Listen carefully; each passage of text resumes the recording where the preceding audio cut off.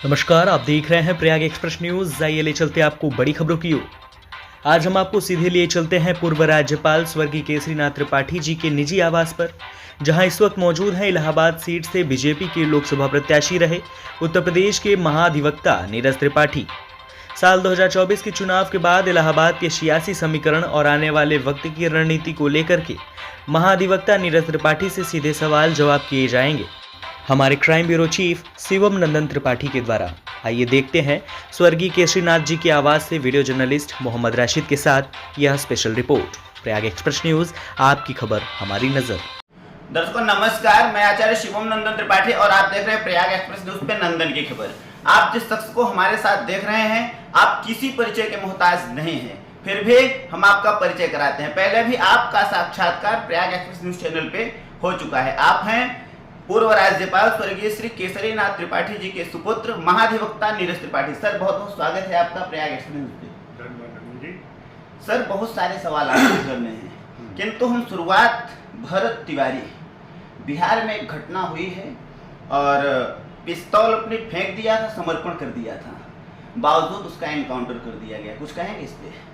देखिए, मैंने उस खबर के बारे में पढ़ा नहीं, मैंने सुना कि शायद पिस्तौल लेकर के कुछ कर रहा था और फिर उसने सरेंडर के लिए कहा। सरेंडर करने के बाद शायद उसका एनकाउंटर हुआ। इस पे मैं टिप्पणी इसलिए नहीं करना चाहता क्योंकि इस प्रकरण के बारे में मुझे पूर्ण रूप से जानकारी नहीं। लेकिन अगर ऐसा हुआ है तो निश्चित रूप से वहाँ भी भारतीय जनता पार्टी की सरकार है और इस पर जांच होगी और जांच होने के बाद जो भी दोषी होंगे उन पर कार्रवाई अवश्य होगी। इतना मुझे विश्वास है। आप महाधिवक्ता हैं, आपसे 2-3 सवाल इस पे मैं इसलिए वकील साहब ले रहा हूँ क्योंकि एक कानून के जानकार से विधिवत कोई नहीं बता सकता। यदि भरत तिवारी ने आत्मसमर्पण कर दिया था, पिस्तौल फेंक दिया था, फिर उसके बाद इनकाउंटर यदि हुआ है तो क्या यह अपराध की श्रेणी में आएगा? देखिए, मैं पहले भी मैंने बताया ना कि एक तो मुझे इस प्रकरण के बारे में जानकारी थी कि वहाँ क्या हुआ क्या नहीं हुआ। दूसरा, अगर सरेंडर कर दिया था तो ऐसी स्थिति में इनकाउंटर नहीं होना चाहिए था। लेकिन फिर बात वही घूम के आती है कि जब तक प्रकरण के बारे में आपको जानकारी ना हो तब तक उस पर टिप्पणी करना अनावश्यक है। हम बढ़ते हैं आगे। आपने चुनाव लड़ा, लोकसभा का चुनाव बहुत बढ़िया लड़ा। कहाँ कमी रह गई? कहीं अब तक तो आप सर्च कर लिए होंगे कि कहाँ कमी रह गई जो हार हो गई। देखिए, जो मुझे लगता है, क्योंकि मैं पहले राजनीति में था नहीं और मैं 2024 में पहली बार राजनीति में आया, तो हो सकता है कि लोगों के दिमाग में ये रहा क्योंकि मैं नया था, हो सकता है ऐसी चीज़ें कुछ लोगों के दिमाग में रही हो। दूसरा कारण ये था कि जो गठबंधन में, इंडी गठबंधन में एक अनर्गल प्रहलाद किया, या यूँ कह लूँ कि एक अफवाह उड़ाई कि अगर भारतीय जनता पार्टी की 400 से ज़्यादा की सीटें आ जाएंगी तो संविधान बदल दिया जाएगा। ये अफवाह भी काफ़ी हद तक चुनाव में मेरा नुकसान उसने किया, जबकि ऐसा था नहीं क्योंकि संविधान में संशोधन की एक अलग प्रक्रिया है। लेकिन उस अफवाह को उड़ा करके उसकी वजह से निश्चित रूप से इंडी गठबंधन के प्रत्याशी ने मेरा नुकसान किया। पर मैंने अपना चुनाव लड़ा था और तभी पहली बार चुनाव लड़ने के बावजूद मुझे 4 लाख से ज़्यादा वोट मिले। वरना मुझे ऐसा नहीं लगता कि इलाहाबाद 52 की लोकसभा सीट में कभी किसी हारे हुए कैंडिडेट को 4 लाख से ज़्यादा मत मिले, या शायद 4 लाख मत भी मिले। तो कहने का मतलब है कि महत्व देना चाहिए। महत्व दिया जाता है, उनका पूरा सम्मान किया जाता है। ऐसा नहीं है कि उनको छोड़ दिया जाए। वो हमारी रीढ़ है, वो हमारी रीढ़ है, वो हमारी आत्मा है, हम उनको छोड़ सकते ही नहीं। अभी हाल ही में माननीय नंदी जी के कुछ खास अधिकार मुख्यमंत्री जी ले लिए, क्या कोई बड़ा घोटाला किए हैं? नहीं, ऐसी बात नहीं है। वो मुख्यमंत्री जी हैं, वो पूरे प्रदेश को वो चला रहे हैं, ये उनका अधिकार है। तो इसमें ऐसी कोई बात नहीं है। किसी से अगर कोई मंत्रालय ले लिया गया है, कोई कामकाज ले लिया गया है, तो इसका ये अर्थ नहीं है लगाना चाहिए कि वहाँ कोई घोटाला हुआ। विपक्ष आरोप लगा रहा है 130 करोड़, 127 करोड़, 120 करोड़ का घोटाला किए हैं। देखिए, आरोप तो आप किसी के ऊपर भी लगा सकते हैं, लेकिन आरोप साबित हो तब कुछ बात बनती है। तो मैंने पहले भी कहा कि विपक्ष का काम इसका सिर्फ अनर्गल आरोप लगाना और अनर्गल प्रलाप करना है और कुछ। स्वरूप रानी नेहरू चिकित्सालय प्रयागराज का एकमात्र बहुत पुराना अस्पताल है और लगभग प्रयागराज मंडल से लोग वहां आते हैं। आए दिन अनैतिकता होती थी, किंतु अभी हाल ही में एक अधिवक्ता के साथ घटना हुई और एक महिला अधिवक्ता की मौत हो गई। डॉक्टरों को लेकर, क्योंकि सरकारी डॉक्टर हैं और प्राइवेट भी पैसा कमाते हैं, सब जानते हैं, इनके लिए कोई नियम कानून बनेगा? देखिए, नियम कानून है। जो सरकारी डॉक्टर्स हैं उनको प्राइवेट प्रैक्टिस करना बैन है, ये आप बहुत अच्छी तरह से भी जानते हैं। दूसरा, इस प्रकरण को हाईकोर्ट ने भी बहुत ही सीरियसली लिया है। एक TIL वहाँ ऑलरेडी चल रही है, जनहित याचिका चल रही है, जिसमें इसका संज्ञान लिया है हाईकोर्ट ने और कुछ डॉक्टरों के खिलाफ कार्रवाई भी हुई है। ऐसा नहीं है कि वहाँ स्वरूप रानी अस्पताल में हर चिकित्सक उस तरह का है। वो घटना निश्चित रूप से बहुत दुखद थी। महिला अधिवक्ता को वहाँ मारा पीटा गया, उसके साथ अभद्रता हुई और बाद में उसका देहांत हो गया उस पर। लेकिन पुलिस ने, सरकार ने कार्रवाई करते हुए जो भी दोषी लोग थे उनके खिलाफ कार्रवाई की है। उसमें जो है जेल भी भेजा गया है।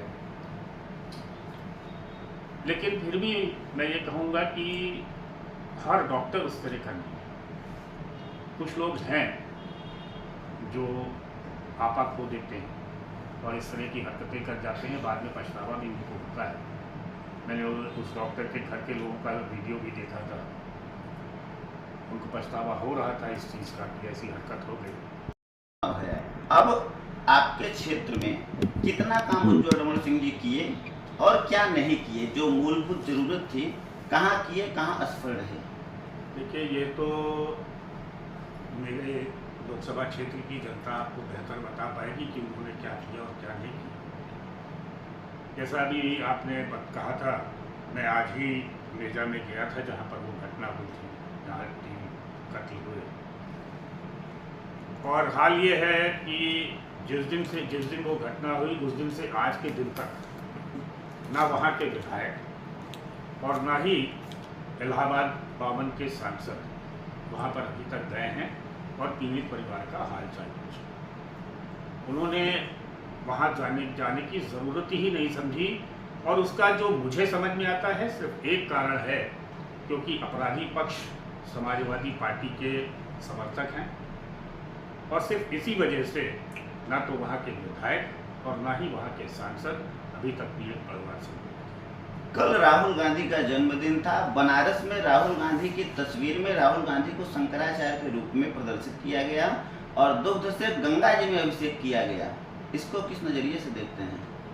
देखिए, ये सब बहुत ही छोटी मानसिकता है और मैं यूँ कहूँगा कि जो आदमी समय समय पर अपना रंग बदलता हो, कभी एक पक्ष की टोपी लगा ली, कभी किसी जगह पहुंच गए, कभी किसी जगह पहुंच गए, और जब भी कभी हिंदुओं की बात आती है तो उनके बयान किसी से छुपे नहीं हैं।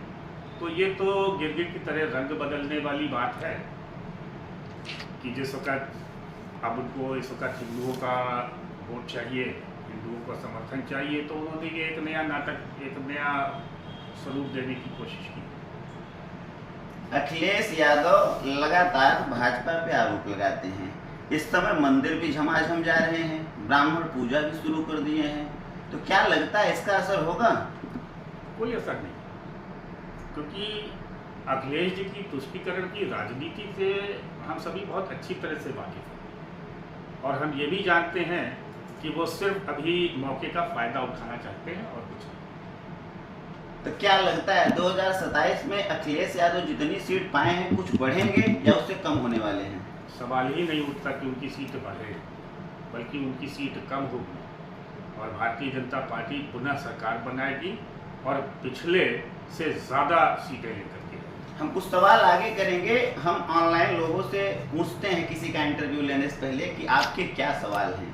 तो एक भाई साहब ने आपके इस क्षेत्र से, शुक्ला जी हैं, गिरीश चंद्र शुक्ला, उन्होंने हमसे फ़ोन करके कहा, उन्होंने कमेंट नहीं किया, बोले आप एक सवाल जरूर पूछिएगा, चाहे नाम ले लीजिएगा, कि भाई भारतीय जनता पार्टी में कभी सांसद को विधायक बना दिया जाता है, कभी विधायक को सांसद बना दिया जाता है, तो ये कब किसको क्या बना दिया जाए पता नहीं रहता। यदि 2027 के चुनाव में नीरज त्रिपाठी को भारतीय जनता पार्टी विधानसभा चुनाव लड़ाना चाहे तो वह कौन सी सीट होगी जिसका चयन आप करना चाहेंगे? क्या ऐसा है, भारतीय जनता पार्टी में हम सभी भारतीय जनता पार्टी के कार्यकर्ता हैं, हम सभी भारतीय जनता पार्टी के सिपाही हैं, और भारतीय जनता पार्टी का शीर्ष नेतृत्व जो भी आदेश करता है, हमारे लिए जो तय करता है, हम उसका पालन करते हैं। कुछ ज्वलंत जी। और अगर भारतीय जनता पार्टी का शीर्ष नेतृत्व कहीं से विधानसभा चुनाव लड़ने के लिए आदेश करेगा तो निश्चित ही मैं उसका पालन करूँगा। यमुना पार की बात कर लें या इलाहाबाद पूरे लोकसभा सीट में लगातार मेहनत भी कर रहे हैं, जनता के बीच बने हुए हैं। क्या लग रहा है उस समय के माहौल में और अभी जाते हैं तो कैसा महसूस है, क्या लगता है जनता की, क्या मतलब माहौल देख के लगता है? देखिए, चुनाव के बाद जो हमारे विरोधी थे उन लोगों ने ये अफवाह भी फैलाई थी कि अगर मैं चुनाव हार जाऊंगा या जीत जाऊंगा तो मैं दोबारा वहाँ दिखाई नहीं पड़ूंगा। और मैंने उस वक्त भी अपनी तमाम मीटिंगों में ये कहा था कि मैं सेवा करने की नीयत से राजनीति में आया हूँ और मैं कहीं जाऊंगा नहीं। और इस चीज़ को मैं साबित भी कर रहा हूँ, क्योंकि चुनाव हारने के तीसरे दिन से ही मैं अपने क्षेत्र में लगातार लगा हुआ हूँ और निश्चित रूप से अब उसमें काफ़ी आपके क्षेत्र में अभी 2 दिन पहले 3 लोगों की हत्या होती है और शहर में 15 दिन पहले 3 हत्याएं एक ही घर में, फिलहाल वो तो पुत्र ही के माध्यम से मित्र ने किया। तो इन सब हत्याओं को देखकर क्या लगता है, अपराध नियंत्रण में है? देखिए, ये जो अपराध हुए हैं ये कोई अपराधियों ने पहले से बता के तो किया नहीं। एक जगह पुत्र ने ही हत्या कर दी घर के अंदर, दूसरी जगह रात को आकर के उस व्यक्ति ने हत्या की, लेकिन उसके बावजूद पुलिस ने तुरंत कार्रवाई करते हुए जो प्रयागराज में घटना हुई साउथ मलाका में, उसमें भी अपराधी को गिरफ्तार किया, और जो मेजा में हुई उसमें भी गिरफ्तारी हो गई है और आगे की कार्रवाई चल रही है और निश्चित रूप से अपराधियों को कठोर से कठोर सजा मिलेगी। उत्तर प्रदेश और दिल्ली सरकार में ऐसा खूब खबरें चल रही हैं कि सब कुछ ठीक नहीं चल रहा है, क्या ये सच है? देखिए, ये सब इस वक्त क्या है कि विरोधियों के पास कुछ है नहीं प्रचार के लिए, काम उन्होंने कभी किए नहीं। अब काम कर रही है भारतीय जनता पार्टी 2014 में केंद्र में आने के बाद, 2017 में प्रदेश के आने के बाद प्रदेश और ये देश चतुर्मुखी तरक्की कर रहा है। कोई भी क्षेत्र, हर क्षेत्र में इस वक्त विकास की गंगा बह रही है, और क्योंकि विपक्ष के पास कोई मुद्दा नहीं रह गया है, इसलिए जैसा मैंने पहले भी कहा था कि वो हमेशा अदरगल अफवाहें फैला करके, अदरगल बातें करके किसी तरह से जनता को गुमराह करना चाहते हैं। और उसी के क्रम में ये भी विरोधियों की, विपक्ष की एक चाल है कि इस तरह की अफवाह फैलाएं और जनता को गुमराह करें, जबकि ऐसी कोई बात नहीं है। ये डबल इंजन की सरकार है और विकास के लिए हर तरीके से संकल्पित है और प्रदेश का और देश का चौमुखी विकास होगा। कुछ नहीं है, ये सब पार्टी तय करती है, शीर्ष नेतृत्व तय करता है, और वो जो तय करेगा मैं उसके हिसाब से ही काम। लगभग 4 महीने पहले मैं उदयभान खरवरिया का इंटरव्यू लिया था और उनसे कुछ सवाल किए थे, तो पहली बार हमारे ही कैमरे पे उन्होंने ये बात कहा था कि हाँ, मैं लोकसभा चुनाव लड़ना चाहता हूँ, और उसी सीट का चयन किया था। तो ऐसी स्थिति में क्या लगता है कि टिकट की दावेदारी में आप आगे हैं, क्या लगता है आपको यार? देखिए, दावेदारी की कोई बात ही नहीं। मैंने अभी जैसा कहा कि पार्टी का शीर्ष नेतृत्व तय करता है कि कहाँ से किसको कौन सा चुनाव लड़ना है। पार्टी अगर उनको आदेश कर देगी तो वो चुनाव लड़ेंगे, लेकिन मैं शुद्ध रूप से भारतीय जनता पार्टी का एक सिपाही हूँ, उनका कार्यकर्ता हूँ, और भारतीय जनता पार्टी ने मेरे परिवार को बहुत कुछ दिया है। मुझे अपर महाधिवक्ता बनाया, मेरे पिताजी को मंत्री, विधानसभा अध्यक्ष, गवर्नर सब बनाया।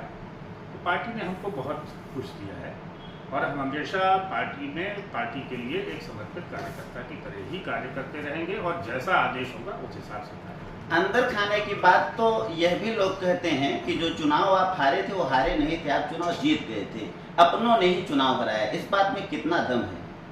देखिए, ये सब लोगों का अपना अपना आकलन होता है।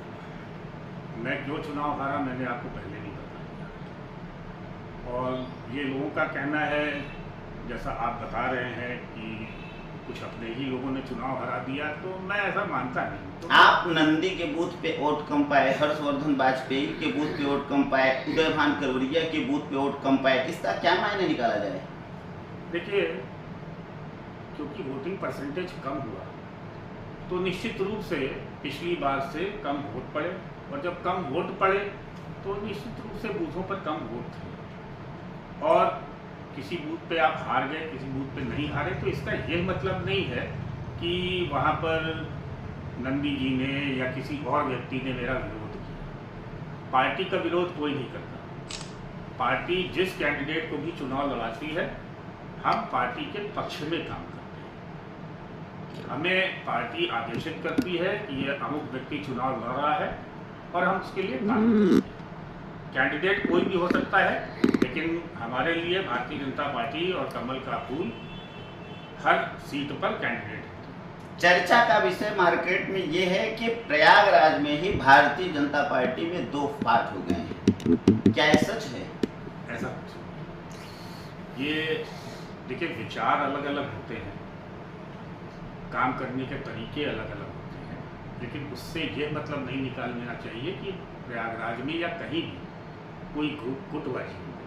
प्रयागराज में कहीं कोई गुटबाजी नहीं है।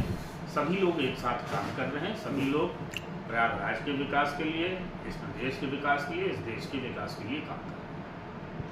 संतुलन बना करके रखना चाहिए, क्योंकि जो मरीज आता है वो बहुत परेशान होता है। उसका कोई बहुत प्रिय ऐसी स्थिति में होता है जहाँ पर कि मरीज के साथ आने वाला आदमी अपना धैर्य खो देता है, लेकिन हम डॉक्टर को भगवान कहते हैं, तो भगवान अपना धैर्य नहीं होता। तो मेरी उन डॉक्टरों के लिए यही नसीहत है कि आप पब्लिक की सेवा के लिए हो, बीमारों के इलाज के लिए हो, आप उनको जान देते हो, आप उनको भगवान कहते हैं, तो आप धैर्य से काम करें। अगर ऐसी कोई छोटी मोटी बातें हो जाती हैं तो कोशिश करके उसको अनदेखा करें, या अगर कुछ ज़्यादा सीरियस चीज़ें हो रही है तो उसको संबंधित जगह पे शिकायत करें, लेकिन कानून को हाथ में लेना यह उचित। दवाएं फ्री में देने के बजाय छोटी सी स्लिप पे लिख दी जाती हैं। रात के समय में जब मरीज जाते हैं तो उस समय सिक्योरिटी भी कम होती है, ज़्यादातर लोग सोते रहते हैं, धन उगाही होता है। क्या आपको पता है? देखिए, शिकायतें ऐसी मिली हैं और ये शिकायतें संबंधित जगह पर पहुंचाई भी गई, और निश्चित रूप से इस पर कार्रवाई भी सुनिश्चित है, और बहुत ही जल्दी आपको ये सुनने को मिलेगा कि इस पर कार्रवाई। कोई भी परीक्षा हो रही है, पहले पेपर लीक हो जा रहा है, फिर परीक्षा निरस्त हो जा रही है। बच्चे दूर दूर से पढ़ने आते हैं सर, 2000-2500 रुपये का कमरा लेते हैं और थोड़े सब्जी खरीद कर जीवन यापन करके पढ़ते हैं, और लगातार ऐसी स्थिति देखने को मिल रही है। क्या चिंताजनक नहीं है? नहीं, निश्चित रूप से चिंताजनक है, बहुत बुराई भी है, लेकिन इस पर सरकार में का ध्यान आकर्षित हुआ है और कार्रवाई भी हो रही है, और निश्चित रूप से बहुत जल्दी ये जितने भी ये शिक्षा माफिया हैं या नकल माफिया हैं, उन पर कार्रवाई भी होगी और साफ सुथरे इम्तहान भी। मुझे याद है 2014 का लोकसभा चुनाव था और प्रधानमंत्री नरेंद्र मोदी जी का पूरा माहौल टाइट था, और केशव प्रसाद मौर्य जी फूलपुर से चुनाव लड़ रहे थे। आनंदगिरी संगम में दीपदान करवाने ले गए थे, और उस समय पत्रकारों ने सवाल किया था, तो सवाल में क्योंकि हिंदूवादी विचारधारा की भारतीय जनता पार्टी है, ओज और जोश में केशव प्रसाद मौर्य जी ने आनंदगिरी के समक्ष कहा था, अभी आनंदगिरी जेल में है फिलहाल, तो बोले कि जब भी सरकार यदि बनती है भारतीय जनता पार्टी की, तो निश्चित है कि प्रयागराज में संस्कृत विश्वविद्यालय की स्थापना होगी। सरकार एक बार बनी, दो बार बनी, तिबारा भी बन गई, किंतु ऐसी नींव नहीं रखी गई। क्या ये संदेश आप वहां तक पहुंचाएंगे? हाँ, निश्चित रूप से। अगर ऐसा कोई उन्होंने वादा किया था तो मैं निश्चित रूप से उनसे इस बात का जिक्र भी करूंगा और पता भी करूंगा कि क्या हुआ। एक और सवाल लेंगे। भारतीय जनता पार्टी के ही प्रशंसक थे और उनका नाम लोकसभा सीट पे चुनाव के लिए भी आया था, आनंद गिरी ही। वो आनंद गिरी जी गुरु की हत्या के मामले में जेल में है। 4 साल हो गए वकील साहब, एक भी मुकदमा पहले से उनके ऊपर नहीं दर्ज था, और यह भी जिस संदेह में गए हैं ये भी अभी कोई पुष्ट नहीं हुआ है कि वही किए हैं। तो जमानत क्या हर व्यक्ति का अधिकार होता है, और यदि हाँ तो फिर आनंद गिरी की जमानत क्यों नहीं हो रही है? देखिए, मामला न्यायालय में है और न्यायालय में क्या चल रहा है, उनके इस प्रकरण में क्या रिपोर्ट है, उस चीज़ों के बारे में जानकारी नहीं है, तो उस पर कोई टिप्पणी करना उचित नहीं होगा। बेल अधिकार है, लेकिन हर अधिकार बिल्कुल बिना रोक टोक के नहीं होता। जिसको हम लोग कहते हैं कि आपका अधिकार जरूर है, लेकिन हर अधिकार में चेक्स एंड बैलेंसेस होते हैं। ऐसा नहीं है कि आपको अगर प्रॉपर्टी का अधिकार है या आपको बोलने का अधिकार है तो आप कुछ भी बोल सकते हैं या कुछ भी कर सकते हैं।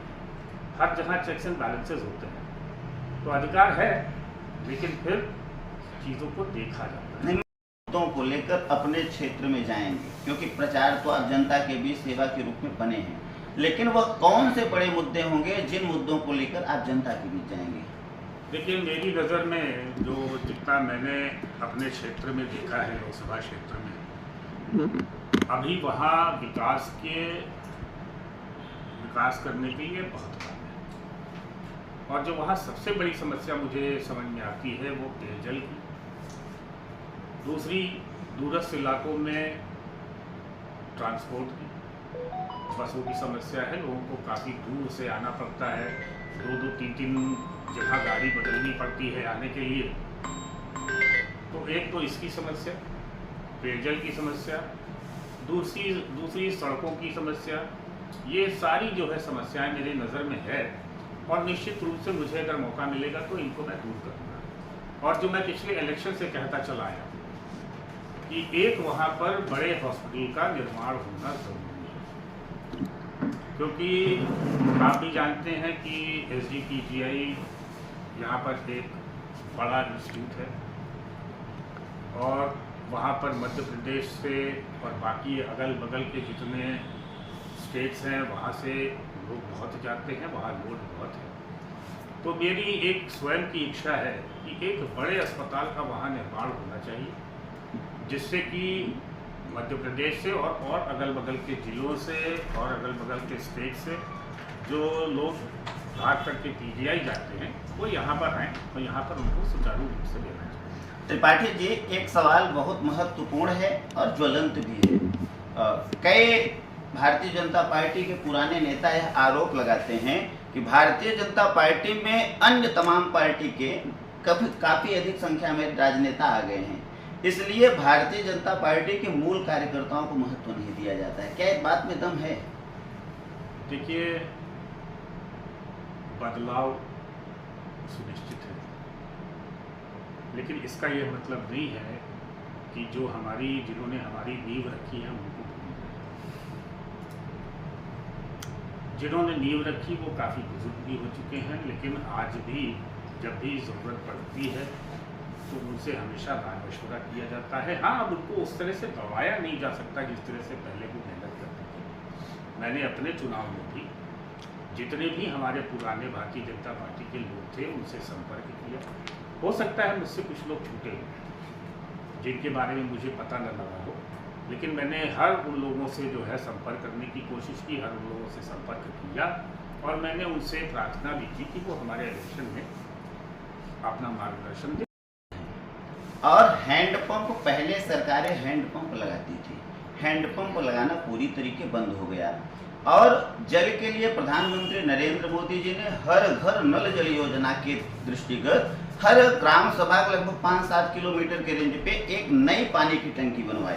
किंतु दुखद, चिंताजनक, जल शक्ति मंत्री से इस पे जब सवाल पूछा गया प्रेस कॉन्फ्रेंस छोड़ के चल देते हैं।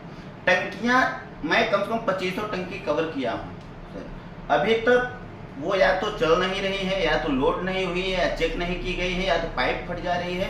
कुल मिला के इस भीषण गर्मी में जल के लिए हैंडपंप बंद हो गया है, पानी सही सुचारू रूप से मिल नहीं रहा है, बड़ा संकट है। क्या कहेंगे, बड़ा घोटाला जल शक्ति मंत्री तो नहीं किए? नहीं, घोटाले की बात नहीं है, लेकिन हाँ, जैसे पिछली बार मीटिंग में मैंने अपने क्षेत्र में पेयजल की समस्या के लिए मंत्री जी को अवगत कराया था और डीएम साहब भी वहाँ पर मौजूद थे। जिलाधिकारी महोदय ने कहा कि शंकरगढ़ के लिए मैंने कहा था, तो उन्होंने उस पर कहा है कि वहाँ यमुना से पानी खींचने के और उसके बाद उसकी सप्लाई के लिए जो है वो तैयारी कर रहे हैं, उसके लिए पूरी एक कार्य योजना बन रही है। और जहाँ जहाँ टंकियों में ऐसी बातें अगर आ रही हैं, गंगा पार यमुना पार दोनों जगह वही स्थिति है। हाँ, ये संज्ञान में है, मंत्री जी के भी संज्ञान में है। मंत्री जी ने जिलाधिकारी को उस दिन कहा भी था कि ऐसी कहीं भी जहाँ भी समस्या आ रही है वहाँ पर आप त्वरित कार्रवाई करिए। और दूसरी चीज़, जहाँ भी हर घर नल के जो योजना है उसके तहत जो भी टंकियाँ बन रही हैं, अगर उसमें कहीं लीकेज है या पाइपलाइन में कहीं लीकेज है तो उसको दुरुस्त कराने के लिए, और अगर कहीं ठेकेदार की कोई कमी है तो उसके विरुद्ध कार्रवाई के लिए भी उन्होंने जो है निर्देश दिया। प्रयागराज जनपद में बहुत सारे नेता हैं, 12 विधायक हैं, 2 सांसद हैं। भारतीय जनता पार्टी के इन नेताओं में सबसे बेहतर नेता आप किसको मानते हैं? देखिए, हर नेता जो भी भारतीय जनता पार्टी का है वो अपने क्षेत्र में काम कर रहा है। जैसे हमारे उत्तरी के विधायक हैं हरीश वाजपेयी जी, उन्होंने शहर उत्तरी के लिए बहुत कार्य किया है। अभी भी आज भी मैं अखबार में पढ़ रहा था कि उन्होंने यहाँ पब्लिक सर्विस कमीशन के सामने से लेकर के और पालसन तक किसी फ्लाईओवर के लिए मुख्यमंत्री जी से बात की है। यहाँ पर हर नेता भारतीय जनता पार्टी का पब्लिक के लिए, प्रयागराज के लिए, प्रदेश के लिए कार्य कर रहा है और सभी करीब करीब बराबर रूप से कार्य कर रहे हैं। आप इलाहाबाद सीट से लोकसभा का चुनाव लड़े, किंतु उसके बाद मैं जो देख रहा हूँ सोशल साइट पे कि गंगा पार से भी भारी संख्या में लोग आपसे जुड़े हैं, लगातार जुड़ते जा रहे हैं। तो क्या गंगा पार से भी आपकी डिमांड बढ़ रही है? नहीं, देखिए, ऐसा नहीं है। अब लोग मेरे पास आते हैं काम लेकर के, मैं विधायक नहीं हूँ, मैं सांसद नहीं हूँ, लेकिन उसके बावजूद मैं लोगों की समस्याएं सुनता हूँ और जितना मुझसे हो सकता है मैं उसके निराकरण का प्रयास करता हूँ, अधिकारियों से बात करता हूँ। और शायद इसीलिए कार्य उनके होते हैं और शायद इसीलिए लोगों का आना जाना मेरे यहाँ ज़्यादा है। नीरज पार्टी की सरकार है, मैं बिना नाम लिए कहूंगा कि सरकार ने कुछ बड़े नेताओं के मुकदमे वापस ले लिए और आनंदगिरी नरेंद्र मोदी जी के मंच पे 2014 के रैली में परेड ग्राउंड में कुछ देर के लिए 5-7 मिनट के लिए मंच पे गए थे।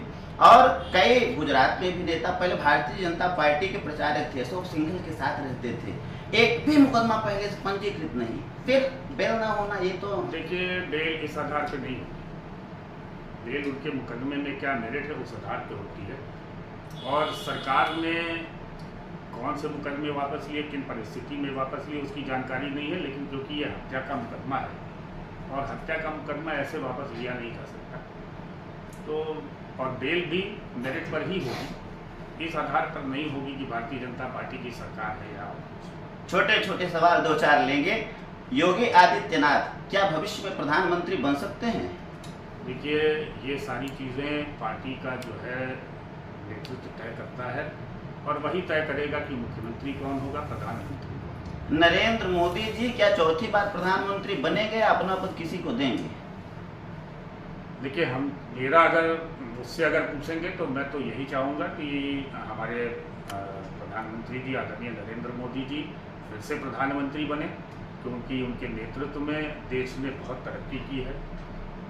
देश के हर क्षेत्र में हमने विकास किया है और विदेशों में भी, बाहर के देशों में भी हमारे देश का सम्मान बढ़ा है। तो मैं तो निश्चित रूप से चाहूँगा कि हमारे प्रधानमंत्री नरेंद्र मोदी जी फिर से 2029 में प्रधानमंत्री के रूप में शपथ लें। कि योगी आदित्यनाथ को यदि किनारे कर दिया जाए 2027 में, तो आप किसको मुख्यमंत्री के रूप में देखना चाहेंगे? देखिए, फिर ये सारी चीज़ें पार्टी नेतृत्व तय करती है। इसमें मैं क्या चाहूँगा क्या नहीं चाहूँगा का वो नहीं, पार्टी तय करेगी कि मुख्यमंत्री कौन। नीरज त्रिपाठी अपने संदेश में पब्लिक से क्या कहना चाहेंगे? मैं निश्चित रूप से ये कहना चाहूँगा कि मैं 2024 का चुनाव लड़ा। मैं कभी अपने आप को हारा हुआ नहीं मानता। मैं हमेशा कहता हूँ कि कुछ नंबर गेम में कमी रह गई तो मैं नंबर 2 पे रह गया। और निश्चित रूप से अगर आप मुझको मौका देंगे तो आपकी जो भी परेशानियां हैं और जो भी विकास के काम रुके हुए हैं वो पूरे होंगे और आपको एक अलग व्यक्ति दिखाई देगा। मैं आप सभी को ये फिर से वादा करता हूँ कि अगर मुझे आपने मौका दिया तो आपको मैं शिकायत का मौका नहीं दूंगा। बहुत बहुत धन्यवाद। तो साथियों, आपने देखा मैंने बहुत बेबाकी से तीखे 16 सवाल पूछे, ज्वलंत पूछे, घुमा के पूछे, नीचे से ऊपर तक प्रदेश से लेकर जनपद के अनेकानेक ऐसे सवाल जो कोई न पूछे, लेकिन आप सभी सवालों को बेबाकी से जवाब दिए। आपका भविष्य में फिर एक और इंटरव्यू लूंगा। अभी बहुत सारे सवाल हमारे बाकी हैं, किंतु समय की बाध्यता है। वीडियो जर्नलिस्ट मोहम्मद राशिद के साथ क्राइम न्यूज 4 शिवम नंदन त्रिपाठी की विशेष रिपोर्ट।